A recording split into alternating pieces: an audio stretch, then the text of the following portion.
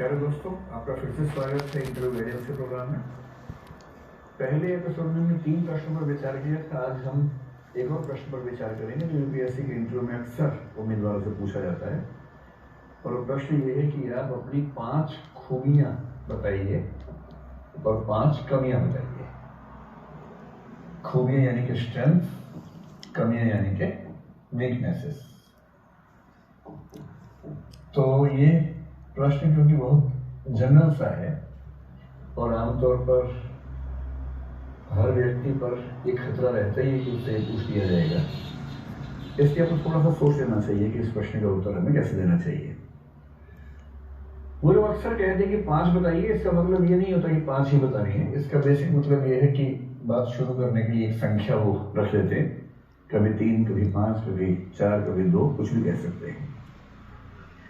तो इसका सही उत्तर क्या है उस पर जाने से पहले हम ये समझते हैं कि ये सवाल पूछते क्यों है, इसका पर्पस क्या है।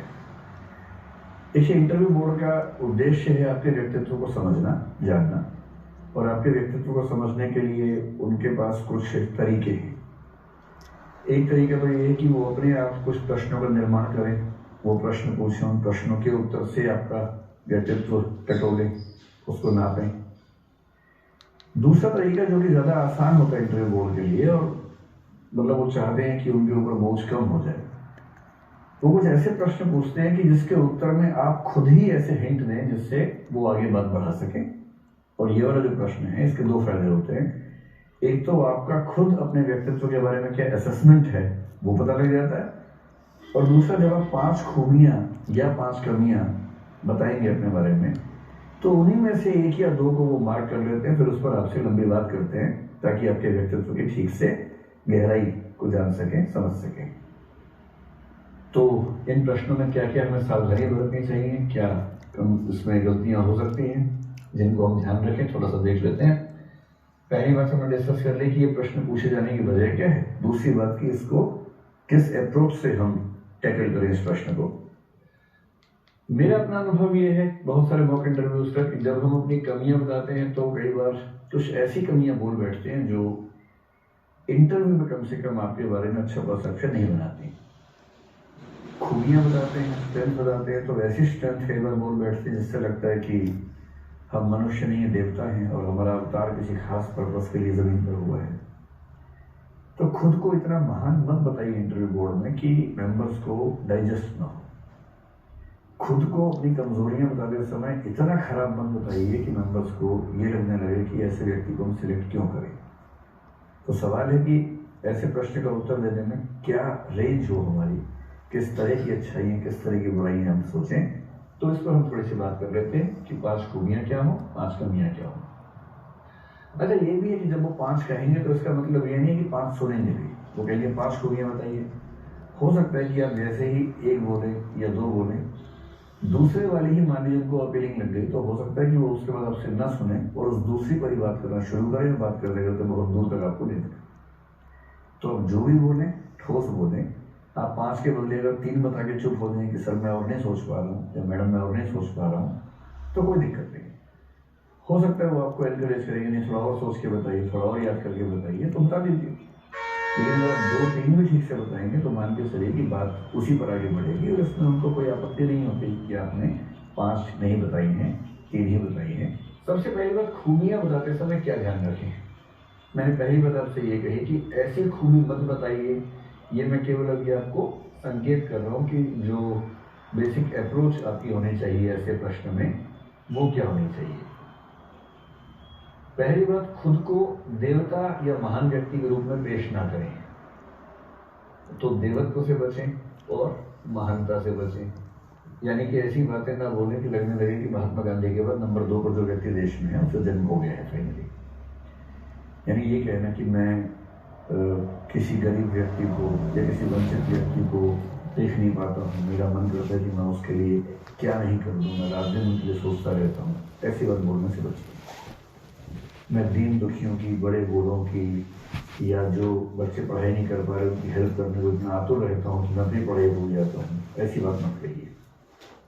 जो जेन्युइन बात हो, जो 20-25 वर्ष के युवक या युवती जो अपने करियर को लेकर सचेत है, अपने करियर के लिए मेहनत करते समय साथ में वो जो चीज़ें कर सकता है या जो चीज़ें उससे हो पाती हैं, सिर्फ ऐसी बातें बोलिए, उससे ज़्यादा बढ़ा चढ़ा के बोलना ठीक बात नहीं है। तो खूबियाँ बताते हुए पहली बात ध्यान रखनी है कि खुद को देवता या खुद को बहुत महान व्यक्ति के रूप में पेश करने से एकदम बचना है।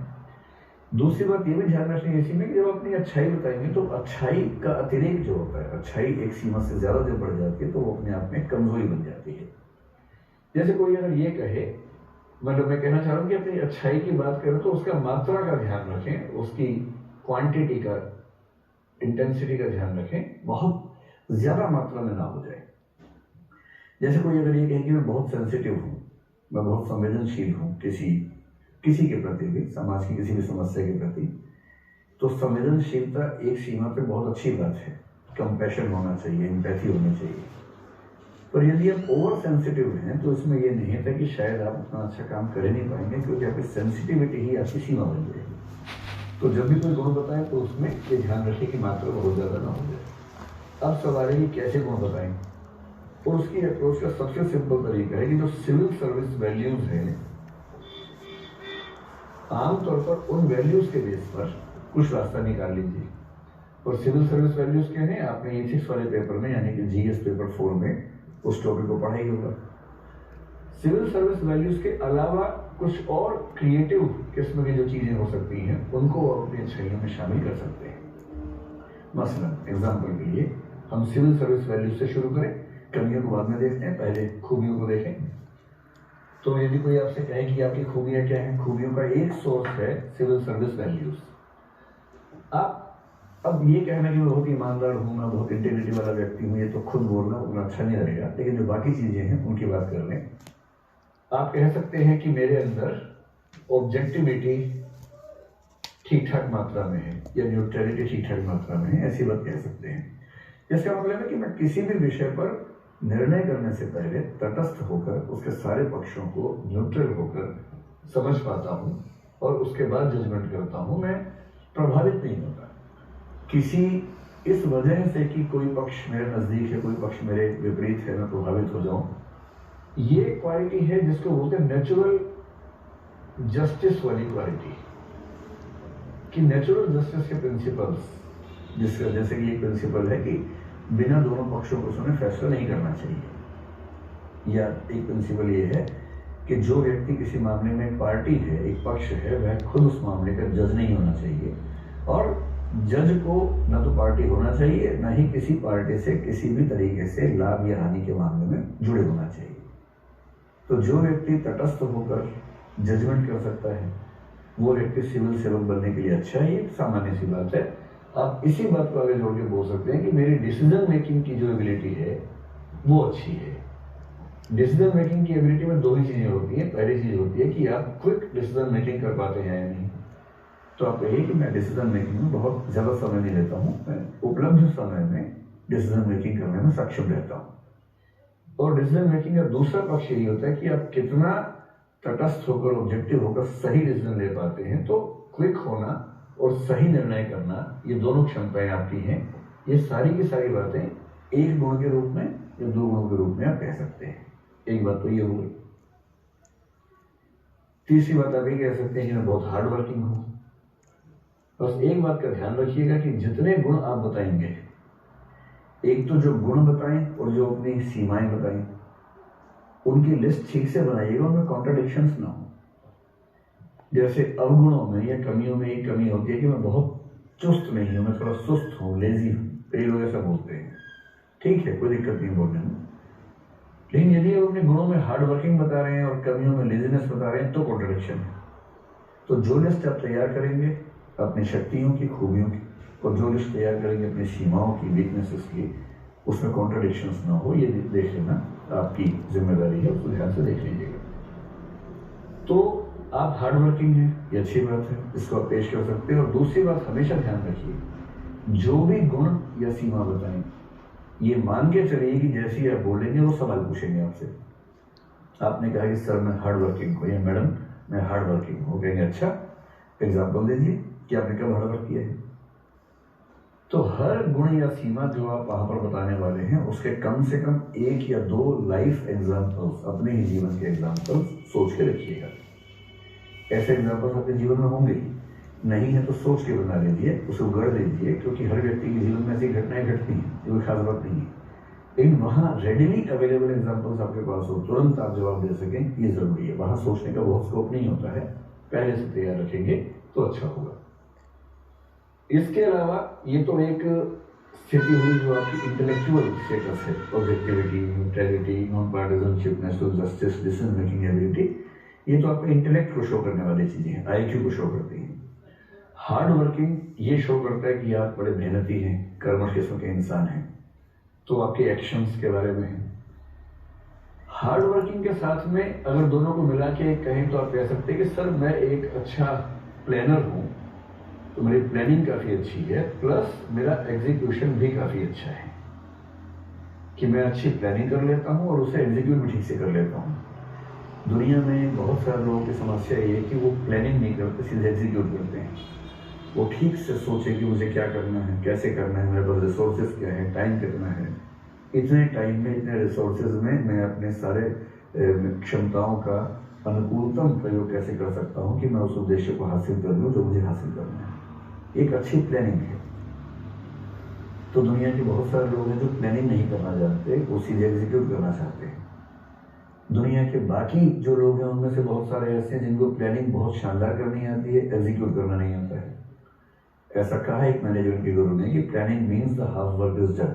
प्लानिंग कर ली तो आधा काम हो गया, और दिक्कत है कि आधा ही काम हो पाते हैं क्योंकि हम प्लानिंग के आगे नहीं बढ़ पाते। तो वही व्यक्ति सिविल सर्वेंट के तौर पर सफल होगा जिसकी प्लानिंग और एग्जीक्यूशन दोनों चीजें ठीक हो। और प्लानिंग और एग्जीक्यूशन ठीक होने के लिए, प्लानिंग ठीक करने के लिए क्या चाहिए आपको? Objectivity, neutrality, IQ, decision making ability. Execution अच्छा हो इसके लिए आपको एक तो चाहिए हार्ड वर्किंग होना, दूसरा आपके अंदर होनी चाहिए पेशेंस या परसेवरेंस, जिसको सिविल सर्विस की सबसे अच्छी वैल्यूज में शामिल करते हैं। पेशेंस है, परसेवरेंस है। पेशेंस यानी धैर्य, परसेवरेंस यानी लगन। और अगर आपके पास ये दोनों गुण हैं तो इसका मतलब है कि आप अच्छे तरीके से अपने प्लान्स को एग्जीक्यूट कर लेंगे। इसके बाद ये चीजें हो गई कि आप कैसे एग्जीक्यूट करते हैं, हार्ड वर्किंग वगैरह। थोड़ा सा आपकी इमोशनल साइड भी आनी चाहिए कि आप इमोशंस के लेवल पर भी एक बहुत कायदे के इंसान हैं। और इमोशंस के लेवल पर कायदे का इंसान होने का मतलब है कि एक तो आपके पास एम्पैथी, एम्पैथी के लिए हिंदी में शब्द समानुभूति चलता है। इसका मतलब है कि किसी दूसरे व्यक्ति की मनस्थितियों को समझ पाने की क्षमता, विशेष रूप से जब वो किसी पीड़ा में है, दुख में है, संकट में है। तो यदि आपके आसपास कोई व्यक्ति दुख में है, परेशानी में है, तो आप बिना उसके कहे उसके मन को टटोल लेते हैं, समझ जाते हैं कि वो दुख में है और उसकी मदद करने की आपके अंदर इच्छा पैदा होती है। एम्पैथी का ही एक थोड़ा सा आगे बढ़ा हुआ रूप कंपैशन है, यानी कि करुणा है। करुणा का मतलब किसी भी व्यक्ति के दुख को महसूस करके उसको दूर करने की सक्रिय इच्छा पैदा होने लगे तो करुणा है। और एम्पैथी और कंपैशन के बीच में, ये कंपैशनेट होने से पहले एक स्थिति होती है सेंसिटिविटी, यानी कि संवेदनशीलता। संवेदनशीलता का मतलब है जो एम्पैथी होती है स्पेसिफिक रूप में, सेंसिटिविटी होती है जनरल सेंस में। जैसे कोई कहे कि मैं जेंडर सेंसिटिव व्यक्ति हूं, इसका मतलब मैं अपनी किसी भी बात में, किसी भी अभिव्यक्ति में, किसी भी कर्म में ये ध्यान रखता हूं कि मेरी बातों से या मेरे आचरण से किसी जेंडर के व्यक्ति को कुछ असर ना जाए, बुरा ना लग जाए, तो मैं जेंडर सेंसिटिव हूँ। मैं अगर कहूँ कि मैं जो कॉम्प्लेक्शन है, व्यक्ति का रंग है, रंग भेद की समस्या है, उसको लेकर सेंसिटिव हूँ, तो मैं अपने हंसी मजाक में भी, अपनी अभिव्यक्तियों में भी कोई ऐसी बात नहीं करूँगा जो अश्वेत व्यक्ति के प्रति या किसी अन्य रंग के व्यक्ति के प्रति चोट करने वाली बात होगी। तो ये जो सेंसिटिविटी है विभिन्न समुदायों के प्रति, जो समुदाय किसी प्रकार के वंचन के शिकार हैं, वो सेंसिटिविटी या संवेदनशीलता हमारे पास होनी चाहिए। गरीबों के प्रति हो सकती है, किसी भी प्रकार के वंचन के प्रति हो सकती है। तो मेरे पास एम्पैथी है, मेरे पास सेंसिटिविटी है, मेरे पास कंपैशन है, ये बात आप कहें। और जब भी ऐसी बात कहें तो उस बात के साथ में एक या दो एग्जाम्पल तैयार रखिए। इन सब बातों को जोड़कर आप कह सकते हैं कि इमोशनल इंटेलिजेंस के मामले में मैं एक ठीक व्यक्ति हूँ, परिपक्व व्यक्ति हूँ, और मैं अपने आसपास जितने भी लोग हैं मैं समझ पाता हूँ कि कैसे किसी इमोशनल सिचुएशन को मैनेज करना है, कैसे कंट्रोल करना है, यदि मेरे आसपास कोई व्यक्ति डिप्रेशन में है तो कैसे उसको डिप्रेशन से बाहर निकालना है। यदि कोई व्यक्ति ज़रूरत से ज़्यादा आत्मविश्वास में है तो कैसे उसको टोन डाउन करना है, बिना उसको चूहे, बिना उसको परेशान किए, कैसे उसको समझाना है कि इतना आत्मविश्वास ठीक नहीं है, पैर जमीन पर टिके रहें तो बेहतर होता है। तो ये जो पूरा ग्रुप है, ग्रुप ऑफ क्वालिटीज़ है, इसको आप कह सकते हैं इमोशनल इंटेलिजेंस है। एक छठी क्वालिटी हो सकती है, आप कहें कि मैं अपनी जिंदगी में बैलेंस बनाने में सफल हूँ, मेरा बैलेंस आमतौर पर ठीक है। बैलेंस किस चीज में हो सकता है? बैलेंस एक तो हो सकता है कि आपकी फैमिली और आपके फ्रेंड्स में हो सकता है, बैलेंस आपके वर्क लाइफ में और फैमिली लाइफ में हो सकता है कि आप जो भी काम करते हैं, पढ़ाई करते हैं मान लीजिए, तो पढ़ाई करते हुए भी अपने परिवार की जिम्मेदारियों को बैलेंस तरीके से निभा पाते हैं या नहीं, ये वाला बैलेंस। फिर बैलेंस हो सकता है आपके विचारों में हो सकता है कि एक तरफ आपके कुछ दोस्त हैं जो राइट विंग पॉलिटिक्स के समर्थक हैं, दूसरी तरफ आपके कुछ और दोस्त हैं जो लेफ्ट विंग के समर्थक हैं। राइट और लेफ्ट में से आप किसका समर्थन करें आप समझ नहीं पाते हैं, तो आप कहें कि मैं बैलेंस मेंटेन कर लेता हूँ। जिसकी जितनी बात मुझे ठीक लगती है मैं उतनी बात स्वीकार करके अपना काम चलाता हूँ। किसी का भी अंधा समर्थन या अंधा विरोध करना मेरे नेचर का हिस्सा नहीं है। एक खूबी जो सिविल सर्वेंट्स की होनी चाहिए वो है कि उनमें लर्निंग कैपेसिटी, सीखने की क्षमता होनी चाहिए।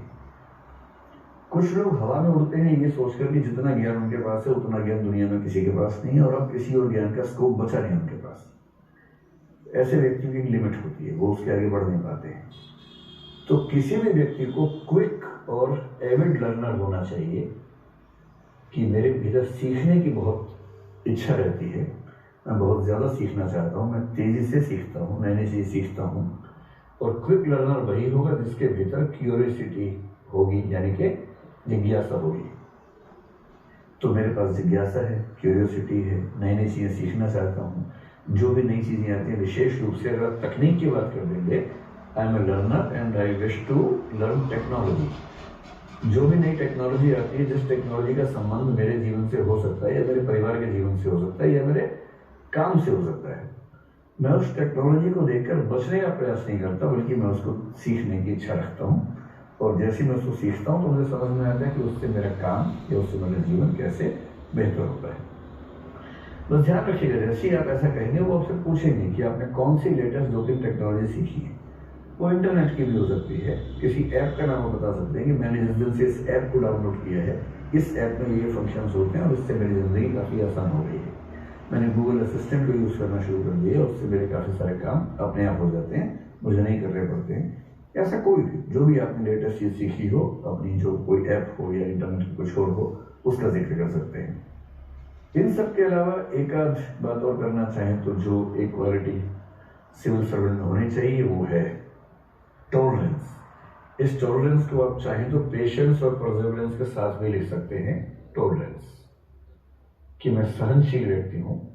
और जब आप सिविल सेवक बनेंगे तो ध्यान रखिए, जितना ऊंचा आपका पद होगा आप में सहनशीलता उतनी ज्यादा होनी चाहिए, क्योंकि आपके नीचे काम करने वाले हर व्यक्ति को अधिकार है कि वो अपनी नाराजगी आपसे व्यक्त कर सके और आप चुपचाप उसकी नाराजगी को सुने, स्वीकार करें और जो सही करने योग्य है वो करें, जो करने योग्य नहीं है वो ना करें और इमोशनली इंटेलिजेंट होकर खुद को तो से मैनेज कर सकें। किसी भी मैनेजमेंट के हायर लेवल पर सारी मैनेजमेंट का एक ही मतलब है, ह्यूमन रिसोर्स मैनेजमेंट। आपके साथ जो लोग काम कर रहे हैं वो आपके साथ काम करने में खुश महसूस हों, अच्छा फील करें। और ये वही कर पाएगा जिसके पास टॉलरेंस, सहनशीलता होगी कि उसके अधीनस्थ या उसके सबऑर्डिनेट्स अपने मन की बात उससे खुल के कर सके। और यदि वो ऐसा कर पा रहे हैं तो आप निश्चिंत होकर रहें कि आपका जो ऑफिस का एटमॉस्फेयर है, आपके जो जूनियर्स हैं, सबऑर्डिनेट्स हैं, वो आपके साथ काम करने में खुश होंगे। एक बात होती है फोकस। आप कह सकते हैं कि मैं जो भी काम करता हूँ बहुत फोकस के साथ करता हूँ, डेडिकेशन के साथ करता हूँ। कि जब मैं कोई काम कर रहा हूँ और यदि मैंने टारगेट सेट कर लिया अपना, तो मैं उस टारगेट को पूरा करने के लिए फिर ऐसा नहीं होता कि बीच में कोई व्यवधान आ जाएगा, मैं उस टारगेट को फोकस तरीके से पूरा कर ही लूँगा। ये मेरी अप्रोच का हिस्सा है और पिछले बहुत सारे सालों से ऐसा कर पाया हूँ। ये नहीं कि आपको ये 8 या 8 के नाम पर हमने करीब 12-13 गुणों की बात की है, ये सारे गुण लिखने हैं ऐसा भी नहीं। इन्हीं में से किसी की बात करनी है, ऐसा भी नहीं है। आप इनके अलावा इसी फॉर्मेट पे कुछ और वैल्यू सोचना चाहें तो सोच लें। जहाँ तक क्रिएटिविटी की बात है तो मैंने क्रिएटिविटी या क्रिएटिव क्वालिटीज़ को इसी में शामिल कर दिया, जैसे प्लानिंग एंड एग्जीक्यूशन की बात कर दी है, क्विक लर्निंग एबिलिटीज जो उनकी बात कर दी है। और यदि आप चाहें इसके अलावा तो आप एक आध चीज़ और जोड़ सकते हैं कि मेरे पास क्रिएटिव एक्सप्रेशंस या क्रिएटिव हॉबीज बेहतर तरीके से मौजूद हैं। स्पेशली अगर आप कला, संगीत या किसी भी ऐसी फील्ड में हो तो आप उसका जिक्र कर सकते हैं। अगर आप अपने हेल्थ को लेकर बहुत कॉन्शियस रहते हैं तो आप कह सकते हैं कि मैं अपनी हेल्थ को लेकर एक कॉन्शियस व्यक्ति हूँ और डिसिप्लिन मेरे जीवन में महत्वपूर्ण तरीके से काम करता है। और वो डिसिप्लिन आपके शरीर में दिखना चाहिए। अगर आप सच में बहुत फिट हैं तो आप ये कहेंगे डिसिप्लिन, फिर वो पूछेंगे क्या करते हैं इसके लिए। आप कहेंगे मैं डाइट पे ध्यान रखता हूँ कि डाइट मेरी बहुत ज़्यादा ना हो और डाइट में बैलेंस, न्यूट्रिशन ठीक तरीके से हो, मतलब न्यूट्रिशन में जो एलिमेंट्स हों ठीक तरीके से मिलें। साथ में फिजिकल एक्टिविटीज़, मैं रोज़ आधा घंटा खेलता हूँ या मैं रोज़ आधा घंटा दौड़ता हूँ या मैं जिम जाता हूँ, जाती हूँ, ऐसा कुछ ना कुछ आप बताएं तो डिसिप्लिन की वैल्यू बहुत ज़्यादा है। और जो स्पोर्ट्स हैं, जो आत्मनियंत्रण है इच्छाओं को लेकर, उन सब की वैल्यू बहुत ज़्यादा है। तो ये मैंने कुछ एग्जांपल्स दिए, आप इस तरह की कुछ और जो खूबियाँ हो सकती हैं उन पर विचार कर लें और इनमें से कोई 5 या बेहतर रहेगा कि 6-7, क्योंकि कभी कभी 5 के बाद वो कह सकते हैं कि 1-2 और बताइए। तो ऐसा ना हो कि ये लगे कि आप 5 ही याद कर गए थे, क्योंकि 5 का आपको बताया गया था कि वो लोग 5 ही पूछते हैं। कोई ऐसा नियम नहीं है कि 5 ही पूछेंगे, 7 भी पूछ सकते हैं। तो ऐसी एक लिस्ट अभी तैयार कर लीजिए जिससे आप अपना काम चलाएं। अब सवाल है कि आपकी 5 कमियां क्या हो सकती हैं, जो 5 वीकनेसेस हैं वो क्या हो सकती हैं। एक कमियां बताते हुए 2-3 बातों का विशेष ध्यान रखिए। पहली बात तो ये अपेक्षा हमेशा नहीं है कि आप वास्तविक कमियां ही बताएंगे, क्योंकि कोई ऐसी वास्तविक कमी हो सकती है जो वहां पर बताना ठीक नहीं होगा। तो कमियां बताते समय पहली बात तो ये ध्यान रखिए कि ऐसी कोई कमी मत बताइए जिसका संबंध किसी इलीगैलिटी के साथ होता हो। कोई ऐसी चीज जो लीगली गलत है वो आप करते हो तो वो बताने से बचिए, क्योंकि उसके बाद जो सवाल आएंगे उन सवालों को संभालना मुश्किल हो जाएगा। जैसे कोई कह सकता है कि मैं चाहता तो हूं कि हेलमेट पहन के बाइक चलाऊं, लेकिन मैं अक्सर बिना हेलमेट के बाइक चलाता हूं। अब ये एक इलीगल मामला हो गया, क्योंकि तुरंत उसके बाद आपसे पूछना शुरू करेंगे इस पर कौन सा मोटर व्हीकल की कौन सी धारा लगेगी।